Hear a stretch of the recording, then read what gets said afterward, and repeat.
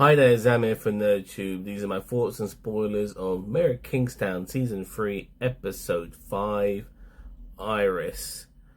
So, there's three significant things that happened in this episode. I'm going to start off with I wouldn't say the least significant, but the sort of least amount of screen time that this significant thing had, and that is Kyle McCluskey, to be more precise, Mike's younger brother. He wants to be in SWAT, and we see him at the beginning of this episode doing SWAT training. His wife is obviously not keen on it, but she's not actually said anything about it, but you can see the expressions on her that she's not too keen on it. And the thing is with Carl, in my opinion, is that you always feel that there's a moment that he might die.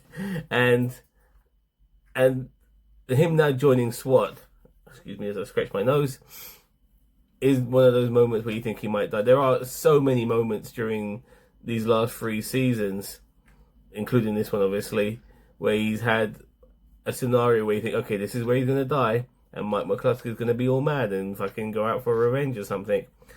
But he hasn't. And because he wants to join SWAT, you think this is his time. I don't know why I feel like that. Maybe the writing is done so well that it always makes you want to feel like he's going to cop it at any minute. And I personally hope he doesn't. I hope that whatever he goes throughout this entire show, how many seasons we get out of this show, somehow he keeps living on. And his wife, by the way, has also gone back to work. She's a nurse, and she had a little incident with one of her patients who's a crackhead. And we also saw at that hospital she was working in, the woman who killed the prison warden in the previous season. I think it was last season or the season before. She fucked him in an area where there was no cameras, so he couldn't be caught fucking her. But just after he shot his load in her, she stabbed him to death. You know, very much a Basic Instinct style killing. And she's pregnant from him. The man she murdered, she's pregnant by him. And you see it very briefly. And the nurses are wondering how she got knocked up, considering the prisoners at that particular prison are not allowed to see people. Yeah, well, we know, but they don't. But it'll be interesting to see if they can put all the pieces together regarding that little mystery. Well, not for us, but for them. Now, we also have I was going to call him Bad Bunny. I can't believe I was going to say that. Bunny. He's retaliating against the Russians because they're poisoning his supply. We see him buying lots of fucking military hardware. At one point, he's been advised by one of his colleagues not to use grenades because even though you will be able to hurt the people you're going after with grenades, there's a good chance you'll be hurting civilians. And the last thing they want to do is do that. They want to basically target the people they're going for, and they get given these big ass fucking machine guns at one point. And these machine guns can carry like they can shoot 800 rounds a minute. So they're not fucking around. And before they do their drive-by, Mike has gone to visit Constantine to see if he can squash the beef that is building between the Russians and the Crips. And he sees Iris there. Now, we're all wondering what Iris is doing, and I'm going to get to her in a second. But as Mike is trying to squash this beef, Bunny, who Mike has been trying to get hold of, but Bunny has been ghosting him, gets one of his dudes to run in there and do some sort of like walk-in drive-by and shoot the shit out of his establishment, killing some of his drone, so to speak. I mean, his henchmen, and fucking off. And now Mike is wondering what the hell, because he went there to try and stop this shit, and now Constantine feels like he has to retaliate. Now, he hasn't told us that in particular regarding speaking to Mike, but you know he has to. I mean, he's going to, for sure. And because he's now working with the Aryan Brotherhood, he has very little respect for black people regardless. And Iris herself, well, she's going undercover amongst Constantine now, with Constantine in his group, so to speak. God, I'm getting my vocabulary all fucked up there. Now, it's really weird with her because I've never trusted Iris. Pardon my phone, I do apologize for those beeps. Because she went running back to, what's his face? In the previous seasons, the guy who Constantine took over. I'm really sorry, his name escapes me. And now she's working with this guy, and she knows this guy. They have a past.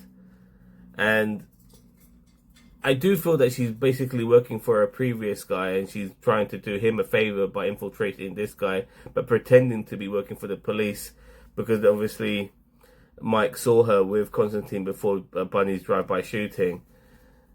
And her place there is kind of dangerous because they did kill Tatiana earlier this season. So the first episode of this season, to be more precise, Constantine did. And what makes Iris any different? It makes me wonder, because both of them work for his competitor, the person previously, and now they're working for him. Why is she getting a pass and why is Iris getting a pass and Tatiana didn't? It made me wonder. And even Mike brought it up, saying you don't want to be another Tatiana, do you, to Iris when he has an opportunity to talk to her. But Iris as well, any relationship she had with Mike, that shit can't be brought up anymore. You know, Carl and his wife also get notified that you cannot talk about Iris anymore. You can't bring up anything that you guys had with each other. If it's found out that Iris was living with McCluskey's, she'll be dead.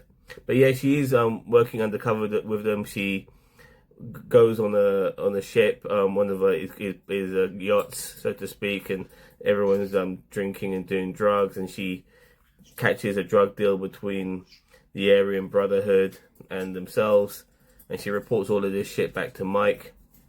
And at the same time, Mike, even though he's happy with some of the information, and so the police, he's just not happy with Iris being there. I myself, I still don't trust Iris. She's one of these people who can't help but go back to the people who fuck her over. And she's with one of the people who possibly fuck her over. She's living a very dangerous life. She could have it, she could have it simple by living with the McCluskeys, but she just doesn't do simple. I think that moment in prison kind of reignited the fire in her just to be who she was. But the thing with her is that she's a beautiful woman, and she's, she can be quite manipulative, but I don't know if she can physically handle herself. Maybe a little bit, but any dude who got a hold of her, any of her henchmen, or Constantine's henchmen who got a hold of her, would fuck her over in a heartbeat. And we've seen that previously with when she was sold as a fucking sex slave to the Aryan Brotherhood. So I'm worried how far she can go with her femme fataleness before it comes back to haunt her. And I'm also wondering if Constantine knows what she's doing and knows all about her in the first place. Or using her to get to Milo. That's the name of the person she was with. I knew that name would come back to me, to get to Milo. So it's all very intriguing to see how this pans out. I do feel somebody is going to cop it at some point. It just makes sense to. I think somebody of significance is going to die this season. It could be Bunny, it could be Constantine, it could be Iris. Obviously, it won't be Mike. It could be Kyle. I do feel we're going to get a significant death this season, and it's going to be interesting to see who pulls the short straw on that. But regardless, let me know what you think of this episode. I liked it. Once again, this show just does no wrong. It's just so intriguing, so great to watch. Fantastic performances. I've said all this before, and I'll say it again. I love this show. It's definitely a hit for me, and anybody who hasn't seen it needs to see this. This is really good stuff. It really is. Once again, it gets another 9 out of 10 for me. I love it. And let me know with a comment below what you thought of this particular episode. And don't forget to like, share, subscribe to NerdTube, the greatest social media channel you never heard of. We're on YouTube, we're on TikTok, we're on Twitch, we're on Twitter. You name it, we're on it. And remember, if you've already forgotten, the name's NerdTube.